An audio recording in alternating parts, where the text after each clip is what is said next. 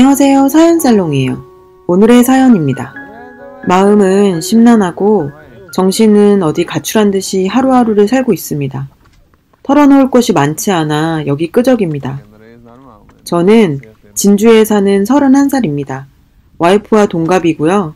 결혼한 지 3년 차에 저에게 이런 일이 일어나 많이 혼란스럽고 힘듭니다. 와이프는 아이를 가진 후 육아휴직을 하며 집에서 생활하였고 임신했을 때도 제가 일 끝나고 돌아와서 먹고 싶다는 거 사주거나 저녁을 해주거나 했습니다. 태교 여행 가고 싶다고 해서 태교 여행도 같이 다녀왔죠. 그런 걸로 부족하겠지만 제가 해줄 수 있는 건 최선을 다했고 아이 낳고 살이 쪄서 운동하고 싶다고 해서 헬스 개인 PT도 150만원짜리 결제도 해주면서 제 나름대로 아내를 잘 챙겼다고 생각합니다. 와이프는 육아휴직을 마치고 복직한 뒤에 자주 회식이라며 외출을 했어요. 오랜만에 육아를 벗어나 일하는 아내. 안타까운 마음에 얼마나 답답했을까 하는 생각도 들어 늦게 들어와도 그러려니 이해를 하려고 했습니다. 제가 너무 이해를 해준 탓일까요? 술을 먹고 새벽 4시 넘어 귀가하는 시간이 점점 늘어가기 시작했고 남자가 생겼나 하는 의심도 했지만 저희에게는 눈에 넣어도 안 아픈 2돌도 안 된 아기가 있는데 설마 그런 짓을 할까 생각했어요. 올해 3월 아이가 2돌 되기 며칠 전에 저는 보고 싶지도 생각하기도 싫은 장면을 보게 됐습니다. 빌라 2층 베란다에 있는데 어떤 남자와 와이프가 함께 빌라 입구로 오더니 남자가 제 와이프에게 목에 키스마크 잘 가려라 말하는 걸 들었습니다. 그 소리를 들은 저는 격분해서 베란다 위에서 뭐냐고 따지니 남자놈은 택시를 타고 도망가듯 갔고 와이프는 집으로 올라오더니 회사 동생에게 무슨 짓이냐고 적반하장으로 나오는 겁니다.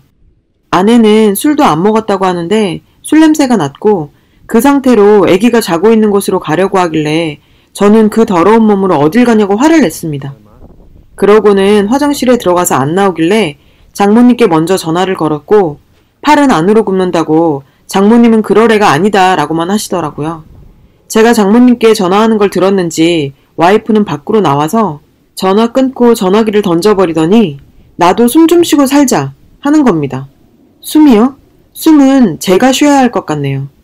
와이프는 대기업 주간 야간하는 회사에 일을 했고 저는 야간이 없는 병원에서 일을 해서 칼퇴가 가능했어요.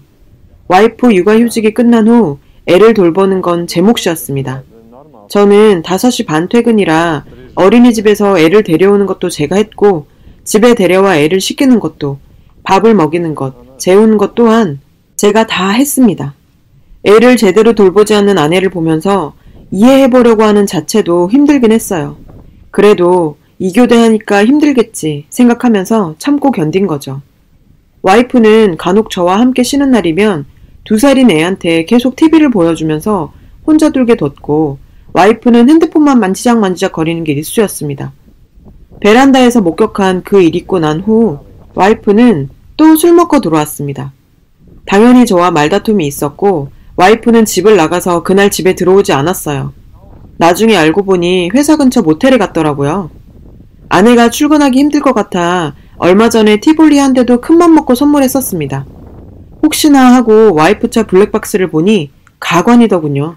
키스소리, 신음소리 등 2-3시간 찍혀있고 아내의 제왕절개한 상처를 보고 남자가 자기는 머리가 커서 자기 엄마도 제왕절개했다는 얘기도 있더군요.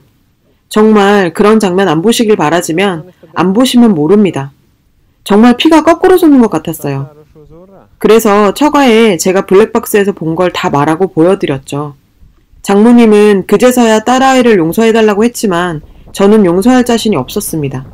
나중에 와이프한테 전화 오더니 어떻게 할 건데? 라더군요. 그 전부터 저한테 바람피면 이혼이다 라고 말한 여자라 이혼이지. 네가 한 짓은 지금 간통이야. 너는 지금 미안하다는 말을 못할 망정 사람이 그런 짓을 하고도 어떻게 그렇게 떳떳하게 말하냐? 라고 했어요. 그랬더니 간통죄 없어졌다고 더 뻔뻔하게 말하더군요. 정말 또라이 같았습니다. 지금 생각하면 연애 시절에도 와이프 때문에 참 힘들었던 것 같네요. 그땐 뭐가 그렇게 좋았는지 모르겠습니다. 사람들 앞에서 저 무언 주는 건 예사고 친척들과 모이는 자리, 대학교 친구, 고등학교 친구들이 모이는 자리에도 전화 걸어서는 거기는 왜 갔냐, 지금 당장 집에 들어가라. 그럴 시간에 나를 보러 오라고 떼를 쓰고 화를 내고 욕하는 게 다반사였습니다. 생각해보면 집착이 병적으로 심했어요. 친구들 커플끼리 놀러 갈 때도 자기 마음에 안 드는 게 하나라도 있으면 바로 버스를 타고 집에 혼자 가고 집에 가서 전화로 화내고 욕하고 이게 참... 결혼식 전날 친구 커플들끼리 또 모였습니다. 분명 와이프한테도 미리 얘기를 했고요. 저희가 결혼 전에 아기를 가졌어요. 모임하는 전날 갑자기 말을 바꿔 임신 때문에 술을 마시면 안 되니 저보고 혼자 가서 놀라고 합니다. 그것도 이해했습니다. 친구들끼리 재밌게 노는데 수시로 전화가 오더군요. 나 빼고 노니깐 재밌냐고, 집에 빨리 안 들어가냐고, 뭐 하는 짓이냐고. 옆에서 통화를 듣고 있던 저희 친구들도 다 당황했습니다. 분명히 얘기를 했고 허락을 했으니까요. 여러분이 생각하시는 대로 또 싸웠습니다. 그래도 다음날 결혼식이니 잘 풀리길 바라면서 집으로 귀가를 했죠. 결혼 후에는 참 저한테 심한 말을 많이 했고 특히 제 부모님을 무시하기 일쑤였습니다. 너희 집에서 해준 게 뭐가 있냐, 너희 집이 그렇게 잘났냐 등등. 그 여자 입장에선 시댁이었겠지만 흔히 얘기하는 며느리 잡는 시댁? 그렇지 않습니다. 어머니께서는 와이프가 전화하기 전까지는 전화도 절대 하지 않으셨어요. 할 말이 있으시면 저를 통해서 했지만 그것 또한 집안 행사 관련 말씀이셨습니다. 결혼식 전 직장이 서울이라 청첩장 돌리러 올라갔을 때 서울까지 가서 뭐가 마음에 안 드는지 혼자 화를 내며 버스 타고 갈 거라고 터미널까지 갔었습니다. 그것도 어머니와 누나가 가서 옷 사주고 먹을 거 사주고 어르고 달래서 같이 있었고요. 아이 영유아 검진, 예방접종을 예약한 날도 그놈과 술 먹는다고 가지 않았어요. 아이 태아보험료도 1년 내고 그 다음에 아이 넣질 않아 무효되었더군요. 저는 잘 넣고 있는 줄만 알았습니다. 와이프는 저에게 정확한 월급에 대해 얘기를 해준 적이 없어서 거의 생활비는 제 카드로 결제를 했던 상황이라 와이프의 카드 내용을 제가 잘 몰랐습니다. 그런데 와이프의 카드 결제 내역을 보니 정말 한숨만 나오더군요. 한 달에 월 200~300씩 쓰고 있었고 벌써 카드 한도 초과까지 썼더라고요. 그런데도 그놈 자취하는 곳 주위에서 이불을 74만원치 샀더라고요. 참 같이 살림 차릴 생각이었는지. 저는 더 이상 이 여자와 살면 안 되겠다는 생각에 애기 데리고 나와 현재 본가로 들어와서 살고 있습니다. 이혼할 거거든요. 이혼 준비하면서 와이프에 대해 이리저리 알아보니 정말 대단하더군요. 전 직장에서 양다리 걸치고 그중 한 명한테 몇백 빌린 뒤에 양다리 걸친 거 들켜서 퇴사 후 잠수 타버렸대요. 삼금융 손대서 추심 들어올 뻔한 적도 있고 결혼 전에 알았다면 얼마나 좋았을까요. 그 여자 빚 때문에 협의 이혼하고 있습니다. 복수하고 싶은데 명예훼손이니 뭐니 피해자를 위한 법은 없더라고요. 회사 년놈들 이름 다 까발리고 싶지만 애기 아빠로 범죄자 되면 안 될 것 같아 참고 있습니다. 다행인 건지 아이는 엄마의 정을 받고 자라지 않아서 엄마를 찾지 않고 잘 지내고 있어요. 왜 가해자들은 저렇게 웃으면서 지내는데 피해자인 제가 이렇게 힘들어야 하나요? 대한민국 법은 가해자를 위한 법인 것 같습니다. 이 사연의 후기입니다. 보통 아이를 낳으면 모정이라는 게 여자에게 생긴다는데 와이프는 모정이라고는 찾아볼 수가 없었습니다.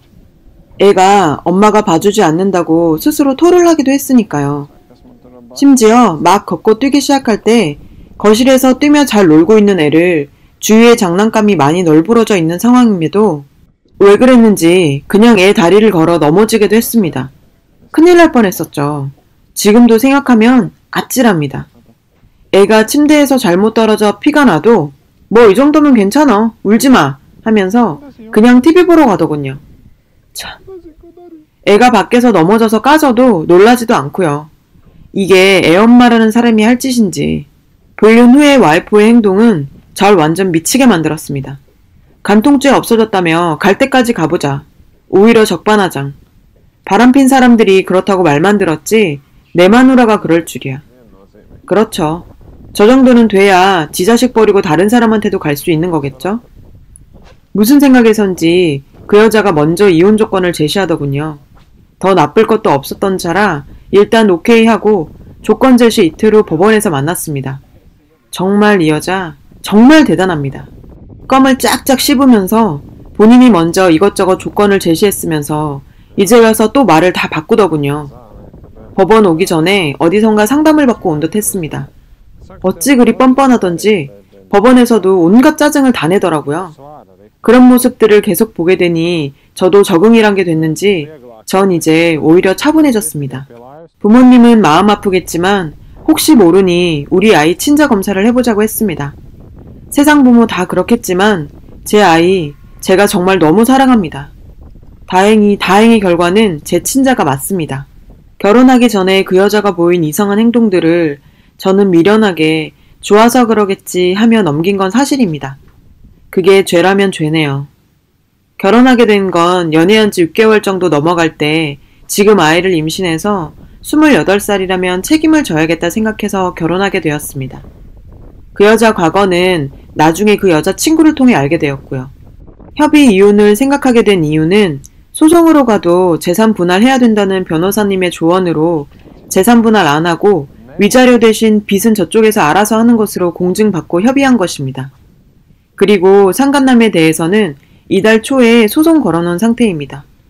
소송장 주소 보정해서 회사로 날아갑니다. 긴 싸움이 될 것 같아요.